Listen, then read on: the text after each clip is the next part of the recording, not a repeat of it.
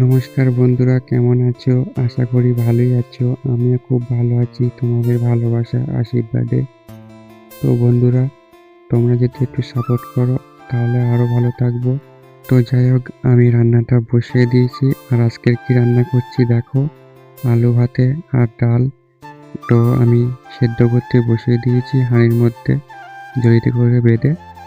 আর আজকের ডাল রান্না করব একটু অন্যরকম করে। তো জানি না কেমন কি হবে। আমি নতুন কিছু রান্না করার চেষ্টা করছি।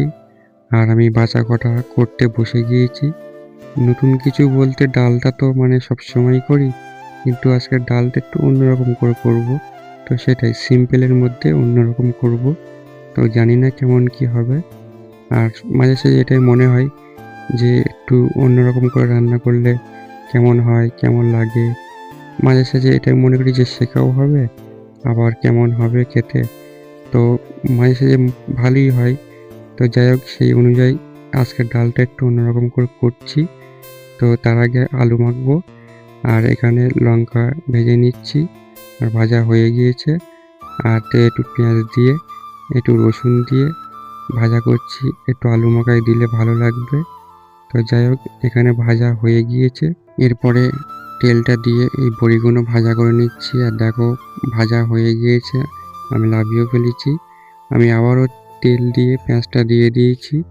আর এখানে হচ্ছে রসুন আর কাঁচা লঙ্কা ছিল, সেটাই পেঁয়াজের সাথে একসাথে করে দিয়ে নাড়াচাড়া করে নিচ্ছি।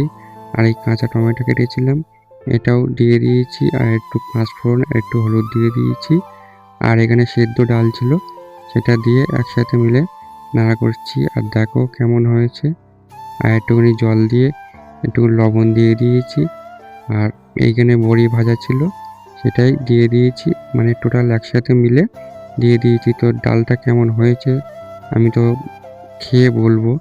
তো যাই হোক, এখানে হয়ে গিয়েছে আলু মাখা ডাল। এখন আমরা খেতে বসে পড়েছি। তো আমরা এখন খেয়ে বলবো যে কেমন হয়েছে ডালটা। আর যাই হোক, আমি ডালটা নিচ্ছি, আবার ভাবছি যে কেমন কি হয়েছে জানি না।